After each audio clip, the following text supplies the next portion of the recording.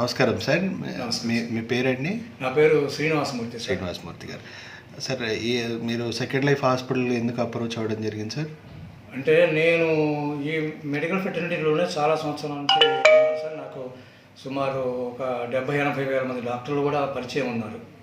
కానీ ఈ పర్టికులర్ ఈ టైప్ ఆఫ్ దీనికి కేసుకి ట్రీట్మెంట్ కోసం చెప్పిన ఎవరిని రిలై కావాలో ఎవరి దగ్గర తీసుకోవాలో నాకు అర్థం కాలేదు. కొంతమంది ఎంక్వైరీ చేసిన మీదట మీ అడ్రస్, మీ కాంటాక్ట్ నెంబర్ అన్నీ ఇచ్చారు. అయినప్పటికీ కూడా నాకు సెమీ హార్టెడ్గానే మీ దగ్గరకు వచ్చాను సార్ నేను. ఎందుకంటే దీనికి సరైన సొల్యూషన్ దొరకదో అనే ఒక దీంతో డౌట్ తోటి వచ్చాను.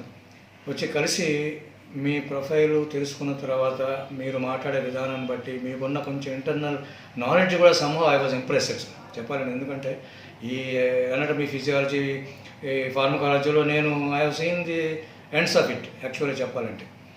కానీ ఇక్కడ ఉన్న నాకు కావాల్సింది ఏంటంటే ఇప్పుడు ప్రస్తుతం మా అబ్బాయి కేసులో ఎంతవరకు నాకు ఫేవరబుల్, హెల్ప్ఫుల్గా ఉండగలుగుతారనే ఒక డౌట్తో వచ్చాను. నాకు మిమ్మల్ని చూసి కలిసి మాట్లాడి తెలుసుకున్న తర్వాత కొంతవరకు నాకు సాటిస్ఫాక్షన్ కలిగింది సార్. అందువల్ల ట్రై చేద్దాం అనుకుని వచ్చాను.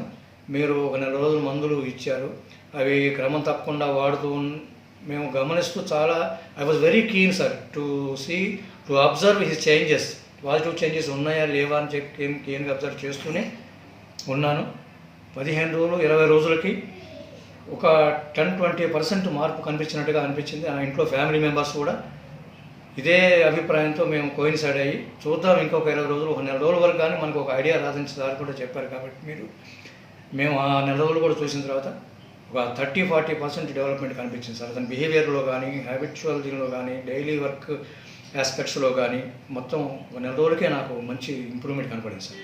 ఆ తర్వాత మీ దగ్గరికి వచ్చాను. మళ్ళీ కంటిన్యూషన్ ఆఫ్ ది మెడికేషన్ ఒక 30 days తీసుకున్నాను. వచ్చి మీతో మాట్లాడి ఉన్న డెవలప్మెంట్స్ మీకు చెప్పిన తర్వాత మీరు ఇచ్చిన ఫర్దర్ కంటిన్యూషన్ కోర్సు కూడా ఇప్పుడు ఈ 1 month కూడా వాడిన తర్వాత నాకు 60-70% వరకు మంచి రిజల్ట్స్ పడింది.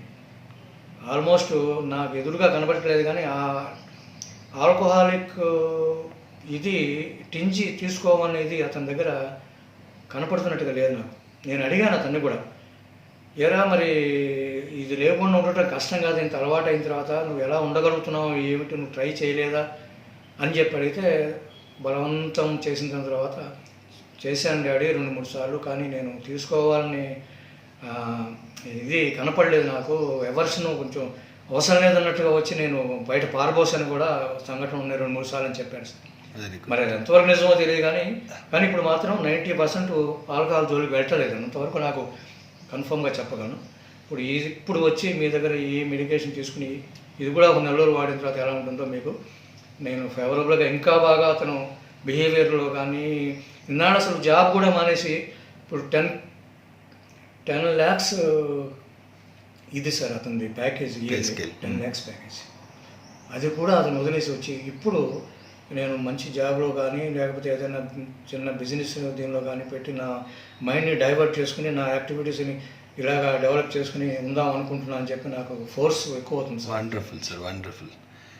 ఈ చేంజెస్ వల్ల నేను ఈ మెడికేషన్ నాకు చాలా ఇది చేసింది చెప్పి నేను ఖచ్చితంగా నమ్మగలుగుతున్నాను సార్. నేను ఈ మెడికేషన్ కూడా వాడి ఫర్దర్ ఇంకొక 1 month కూడా వాడి దాని తర్వాత మొత్తం అప్డేట్ చేసి మీ దగ్గరికి వచ్చి మీ సహాయం కంటిన్యూ తీసుకుంటాను కోరుకుంటున్నాను sir. Thank you sir, thank you for wonderful sir. నమస్కారం సార్. Thank you sir. నమస్కారం.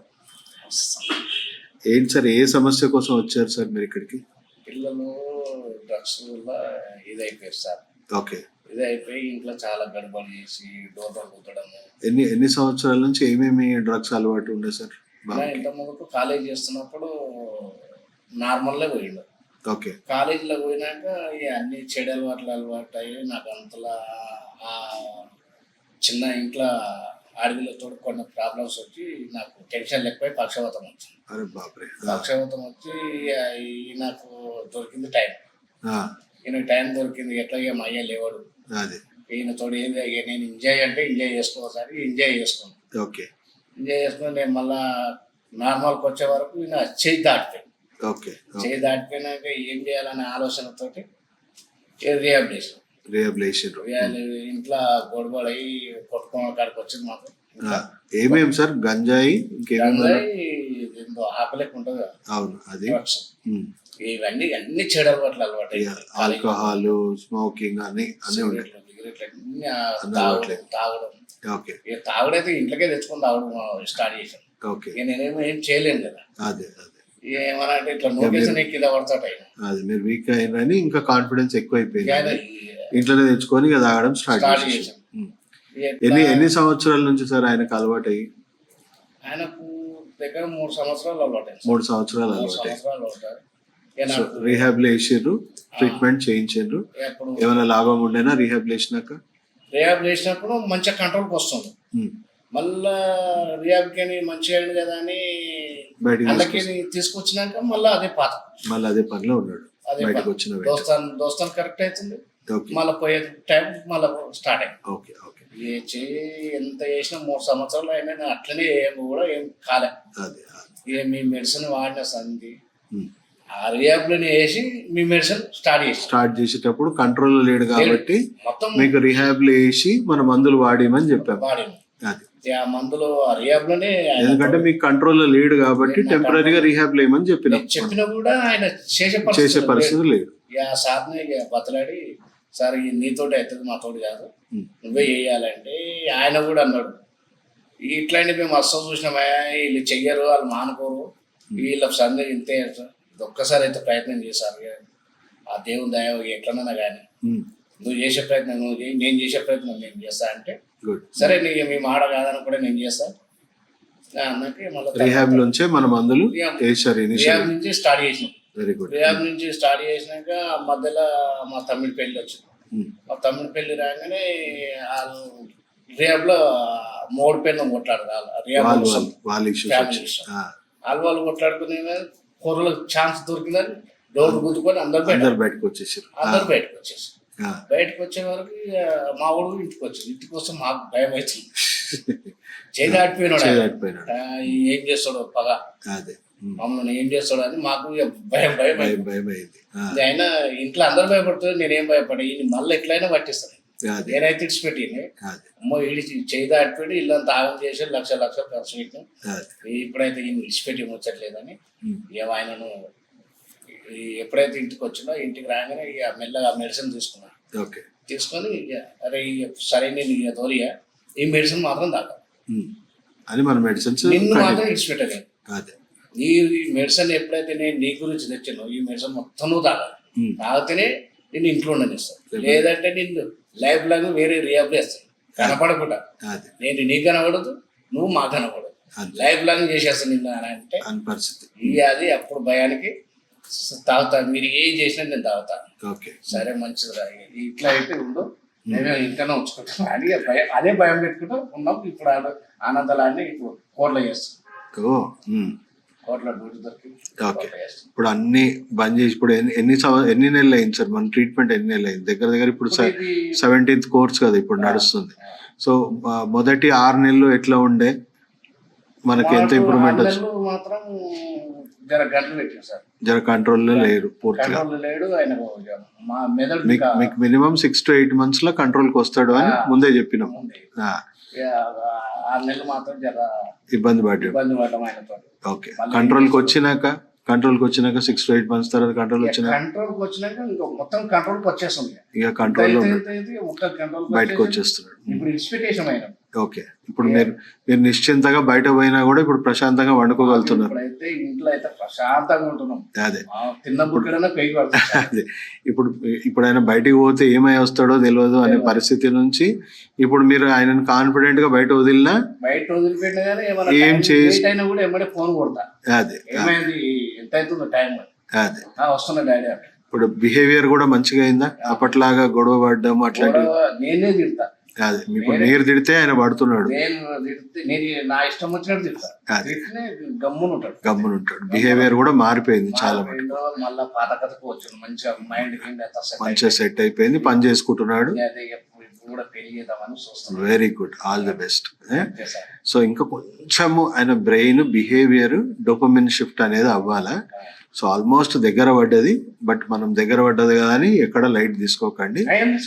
అదే 2 సంవత్సరాలది యూజువల్గా, ఎందుకంటే మల్టిపుల్ డ్రగ్ అడిక్షన్స్ కాబట్టి 2 years కోర్స్ కంప్లీట్ చేస్తే వాళ్ళు పూర్తిగా బ్రెయిన్ నార్మల్ లైఫ్కి అలవాటు పడిపోతుంది. మీ పేరు నేను అడగదలుచుకోలేను. మీ అబ్బాయికి ప్రాబ్లం ఉండింది, ఏమేమి అడిక్షన్స్ ఉండేనమ్మా మీ అబ్బాయికి? గంజాయి, ఆ. ఉమ్. డ్రింకింగ్ ఫుల్ విపరీతంగా. ఇంకా ఇంటికి వచ్చేటోడు కాదు. ఓకే. మరి ఎంత వయసు అమ్మా ఆయనకి? అన్న అలవాట్లు 27. ఇప్పుడు 27 ఏజ్ లో ఆయనకు అలవాటు అయినాయి ఇవన్నీ. 20 years లో అలవాటు అయినాయి. సో ఆయన పరిస్థితి ఎట్లుంటుండే అంటే ఇప్పుడు రోజు రోజుకి ఎంత ఇబ్బంది పడ్డారు మీరు ఈ అన్ని అలవాట్ల వల్ల? అంటే ఒక 12 గంటల్లో 1 గంట కూడా ఇంట్లో ఉండేటోడు కాదు సార్. ఓకే. ఇంట్లో ఉండేటోడు కాదు, విపరీతమైన ఇంట్లో ఏం కనబడితే డబ్బులు ఎత్తుకుపోయేటోడు. ఇంకా ఎవరు ఎదురొస్తే వాళ్ళతో ఎదురు మాట్లాడేటోడు. ఇంకా ఆయనకు నచ్చినట్టు చేసేటోడు. మీరు నన్ను గుర్తు చేసుకోవద్దని చెప్పిపోతుండే సార్. ఇంకా చేతిలో చాకు ఒక్కటి ఉంటే ఆ క్షణంలో పొడిచేసిపోదామని అంత ఆవేశంలో ఉంటుంది. ఇక ఒక్కరోజు వీడనే ఉన్నా అని చెప్తుండే 3-4 రోజుల వరకు ఇంటికి రాకపోతుంది. ఇంకా కట్టుకోలేకంటే ఇక పెయిన్, ఇంకా నేనే సూసైడ్ చేసుకుందామనే పొజిషన్ లో కూడా వెళ్ళిపోయినా 2-3 సార్లకి. ఇంకా మళ్ళీ నేను వెళ్ళిపోతే ఇంకో చిన్న బాబు ఉంది కదా, ఆయనను చూసుకోవాలి, ఇంట్లో ఎవరు లేరు అనేసి గమన ఆపేసిన తప్ప ఇంకా అంత చాలా విపరీతంగా అంటే అసలు నేను ఎవ్వరిని చూడలే, అంత ఘోరంగా ఉంది ఆయన. సో ఆయన అయితే స్వర్గంలో ఉన్నట్టే ఫీల్ అవుతాడు, కానీ ఇంట్లో ఉన్న ఫ్యామిలీ మెంబర్స్ అందరు కూడా సఫర్ అయ్యారు. ఎవరు గుర్తు ఉండకపోతుంది సార్, మీతోనే నాకు అవసరం లేదు అని చూడ ఒక్కటే మాట, మీరు నాకు అవసరం లేదు, స్థాయి పెరిగిపోతే బయటనే ఉన్నారు, నాకు మీరు లేకున్నా బయట చూసుకునేటోళ్ళు మస్తుగా ఉన్నారు అని చెప్పి వెళ్ళిపోయేటోడు. ఇంటికి అయితే చాలా తక్కువ సార్, ఇంటికి వచ్చేటోడు అంటే చాలా తక్కువ. ఓకే. ఓకే. సో ఇప్పుడు ఆయనకి ఇన్ని అలవాట్లు ఉన్నాయి కదా, మరి మన ట్రీట్మెంట్ గురించి ఎట్లా తెలిసింది మీకు?